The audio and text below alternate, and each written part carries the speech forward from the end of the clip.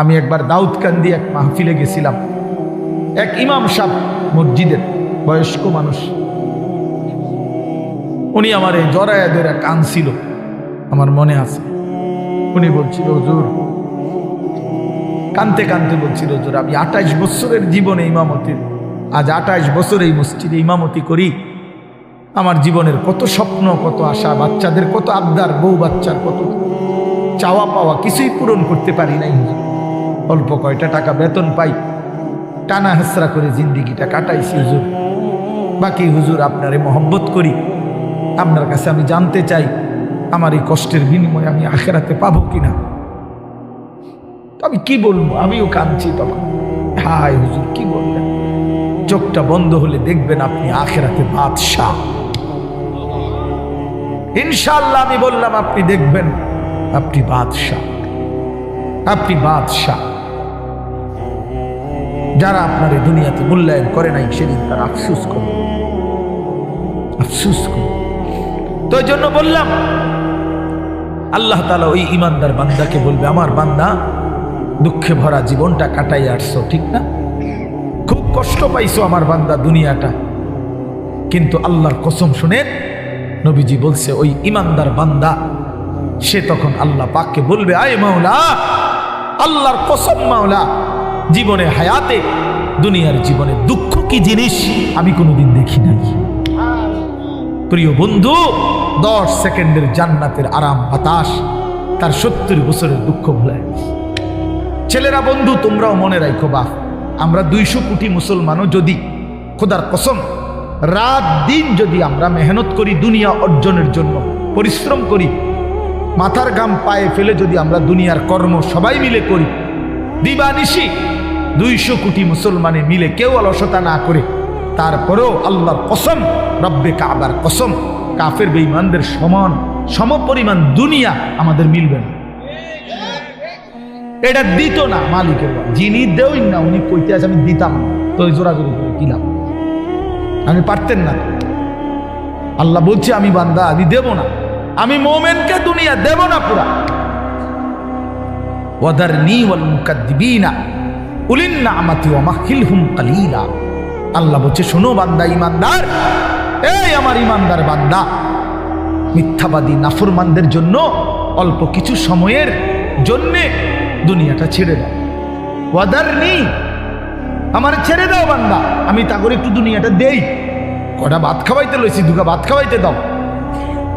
কতদূর বাদগ্রস্ত একটা বিল্ডিং, একটা মোটরসাইকেল, একটা প্রাইভেট কার, কতক্ষণ এই বেড়া বেড়ির দফাদফি ফালাফালি করতে দাও বান্দা। কত 60 বছর, 65 বছর, 70 বছর বান্দা, এরকম করো কা 60-70 বছরের লেগা দুনিয়া ঘুরে ছেড়ে দাও।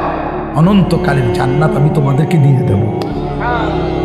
আখেরাতে গেলে দেখবা, আহা, কোরআন শরীফে আছে, খোদার কসম বাপ, নাফরমানকে জিজ্ঞেস করা হবে, হে বেঈমান, দুনিয়ায় কতক্ষণ ছিল তো 60 বছর, 70 বছর, কিন্তু আখেরাতের দৃশ্য দেখে সে বলবে, লাবিসনা ইয়াওমান আও বা'দা ইয়াওমিন, হায় মাওলা, হয়তো একদিন ছিলাম, অথবা একদিনের অর্ধেক বা কিছু অংশ ছিল। 60 বছরের দুনিয়া তার কাছে একদিনও মনে হবে। হাদিসের মধ্যে আছে, বিশ্বাস করেন বাপ, আমি নিজে পড়ছি, পড়াইছি, আল্লাহর নবী সাল্লাল্লাহু আলাইহি সাল্লাম বলছেন, কোন নাফরমান যে মৃত্যু পর্যন্ত দুনিয়াতে কোনোদিন 1 মিনিটের জন্য দুঃখ দেখে নাই, সুখের সাগরে ছিল, কোনোদিন দুঃখ পায় নাই, এমন অথচ নাফরমান পাপী, আল্লাহ তাআলা ফেরেশতাকে বলবে, আমার এই নাফরমান বান্দাকে জাহান্নামের বাহিরটা একটু হাঁটাইয়া আনো, আর জাহান্নামের একটা দরজার সামনে একটু দাঁড় করাইও। 1 মিনিট কদ্দুর খাড় করাইবা, ভিতরে না, দরজার সামনের থেকে নিয়ে আসবা। ওই ফেরেশতা তাকে জাহান্নামের বাহিরটা ঘুরাইয়া জাহান্নামের দরজার কাছে যখন এনে দাঁড় করাবে, জাহান্নামের একটা গরম বাতাস 1 মিনিটের জন্য, 10টা সেকেন্ডের জন্য জাহান্নামের একটা গরম বাতাস ছাপ করে তার বুকটার মধ্যে লাগবে। এরপরে ফেরেশতা তারে নিয়ে আসবে, আনার পরে হাসরের মাঠে, প্রিয় বাপ, প্রিয় সন্তান আমার, ছেলেরা আমার, আল্লাহর কসম নবীজি বলছে, আল্লাহ পাক তখন ওই সুখে ভরা নাফরমান ব্যক্তিটাকে জিজ্ঞেস করবে, আমার বান্দা, দুনিয়াটা তো বড় সুখে আরামে নিশ্চিন্তে কাটাই আসছো, ঠিক না? আল্লাহর কসম ওই বান্দা তখন বলবে, আয় মাওলা, আপনার জাতের কসম মাওলা, জীবনে দুনিয়ার হায়াতে সুখ কি জিনিস আমি জীবনে কোনোদিন দেখিনি। বিশ্বাস করি, এটা হাদিসের। আবার আমি ব্যক্তিগতভাবে খামখেয়ালি কথা কম বলি, এটা হাদিস। অর্থাৎ জাহান্নামের 10 সেকেন্ডের ওই দরজার মুখের একটু গরম বাতাস তার 60 বছরের 70 বছরের সুখ 1 মিনিটে 1 সেকেন্ডে 10 সেকেন্ডে ভুলে গেছে, সব ভুলে গেছে। আল্লাহ তাআলা ফেরেশতাকে আবার বলবে একজন ইমানদার বান্দাকে দিয়ে, যে বান্দা জীবনে কোনোদিন মৃত্যু পর্যন্ত সুখ পায় নাই, দুনিয়া কষ্টে কষ্টে জীবন কাটাইছে, কিন্তু আল্লাহকে ছাড়ে নাই, আল্লাহর বন্দিগি ছাড়ে নাই, অভাবের সংসারে, দুঃখ কষ্ট যন্ত্রণার সংসারে নামাজ ত্যাগ করে নাই, আল্লাহকে নারাজ করে নাই। আল্লাহ পাক বলবে, ফেরেশতা আমার এই ইমানদার বান্দাকে জান্নাতের চারদিকে একটু হাঁটাইয়া আনো, আর লাস্টে একটু দরজার মুখে দাঁড় করাইয়া আনবা। এই বান্দাকে সারা জান্নাতের চারদিকে ঘুরাইয়া দরজার সামনে যখন আনবে, তো 10 সেকেন্ডে জান্নাতের একটা আরামদায়ক বাতাস তার বুকে আইসা লাগবে। এরপরে তাকে আল্লাহর সামনে আনা হবে। মহান আল্লাহ পাক রব্বুল আলামিন সেই বান্দাকে বলবে, আমার বান্দা, দুনিয়ার জীবনটা আমার মুমিন বান্দা বড় কষ্ট করে আসছো বান্দা, কত সুদের টাকা, ঘুষের টাকা, কত হারাম টাকার সুযোগ ছিল, কামাই করো নাই। চারপাশের ঘরে সব মানুষ টেলিভিশন দেখছে, নাচ গান দেখছে, এই চারদিকের টেলিভিশনে ভরা মহল্লার মাঝখানে তুমি একটা ছোট্ট ঘরে তোমার স্ত্রী সন্তান নিয়ে কষ্ট করেই পড়েছিলা।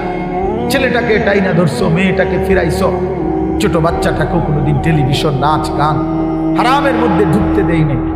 আমি একবার দাউদকান্দি এক মাহফিলে গেছিলাম, এক ইমাম সাহেব মসজিদের বয়স্ক মানুষ, উনি আমার এই জড়ায় ধরে কাঁদছিল, আমার মনে আছে। উনি বলছিল, হুজুর, কানতে কানতে বলছিল, হুজুর আমি 28 বছরের জীবনে ইমামতির, আজ 28 বছর এই মসজিদে ইমামতি করি, আমার জীবনের কত স্বপ্ন, কত আশা, বাচ্চাদের কত আবদার, বউ বাচ্চার কত চাওয়া পাওয়া, কিছুই পূরণ করতে পারি নাই হুজুর। অল্প কয়টা টাকা বেতন পাই, টানা হেসরা করে জিন্দিগিটা কাটাইছি হুজুর। বাকি হুজুর আপনারে মহব্বত করি, আপনার কাছে আমি জানতে চাই আমার এই কষ্টের বিনিময়ে আমি আখেরাতে পাবো কিনা। আমি কি বলবো, আমিও কাঁদছি তখন। হায় হুজুর, কি বললেন? চোখটা বন্ধ হলে দেখবেন আপনি আখেরাতে বাদশাহ। ইনশাআল্লাহ আমি বললাম, আপনি দেখবেন আপনি বাদশাহ, আপনি বাদশাহ। যারা আপনার এই দুনিয়াতে মূল্যায়ন করে নাই, সেদিন তারা আফসুস করে, আফসুস করে। তো এই জন্য বললাম, আল্লাহ তাআলা ওই ইমানদার বান্দাকে বলবে, আমার বান্দা, দুঃখে ভরা জীবনটা কাটাই আসছো, ঠিক না? খুব কষ্ট পাইছো আমার বান্দা দুনিয়াটা, কিন্তু আল্লাহর কসম শুনে নবীজি বলছে, ওই ইমানদার বান্দা সে তখন আল্লাহ পাককে বলবে, আয় মাওলা, আল্লাহর কসম মাওলা, জীবনে হায়াতে, দুনিয়ার জীবনে দুঃখ কি জিনিস আমি কোনোদিন দেখি নাই। প্রিয় বন্ধু, 10 সেকেন্ডের জান্নাতের আরাম বাতাস তার 70 বছরের দুঃখ ভুলে গেছে। আর ওই নাফরমানকে 70 বছরের সুখ জাহান্নামের 10 সেকেন্ডের গরম বাতাস ভুলে গেছে। এর নাম আখিরাত। আপনি এটাকে খামখেয়ালি মনে করেন, ছেলেরা তোমরা খামখেয়ালি মনে করো, এটা রূপকথা না। কোরআন শরীফের এই কথাগুলো গল্প, কথা বলেন না, এগুলো রাসূলুল্লাহ সাল্লাল্লাহু আলাইহি ওয়াসাল্লামের এই কথাগুলো গল্প, কিচ্ছা। তো এগুলো যদি অযৌক্তিক হইতো, অবাস্তব হইতো, তো তোমরা যদি বুঝছো যেটা অযৌক্তিক, অপ্রয়োজনীয়, তা আমরা বুঝতে পারতাম না? আমরা ভাত খাই নাই? কথা বলে, তুমি জেনারেল লাইনে পড়ালেখা করছো, তুমি বেশি পড়ছো, আমরাও তো পড়ছি বেটা, আমরাও তো পড়ছি, আমরাও তো জেনারেল লাইনে পড়ালেখা করছি বেটা। আমি তো কুমিল্লা ভিক্টোরিয়া কলেজ থেকে মাস্টার্স পাস করছি,